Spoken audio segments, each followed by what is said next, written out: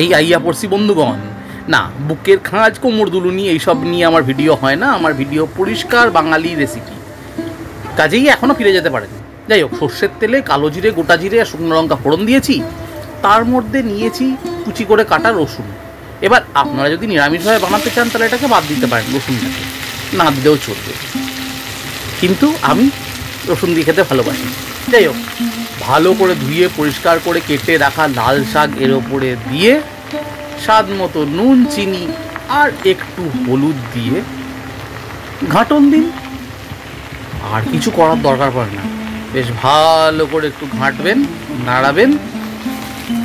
একটু নাড়ানোর পরেই দেখবেন এই যে এতটা লাল শাক, এটা কিন্তু একেবারে ছোট্ট একটুখানি দলা হয়ে চলে আসবে। যেই দেখবেন সাইজ কমতে শুরু করেছে, অমনি ঢাকা দিয়ে দিন। ভুল করেও জল দেবেন না, এর নিজের জল নিজেই বেরোবে।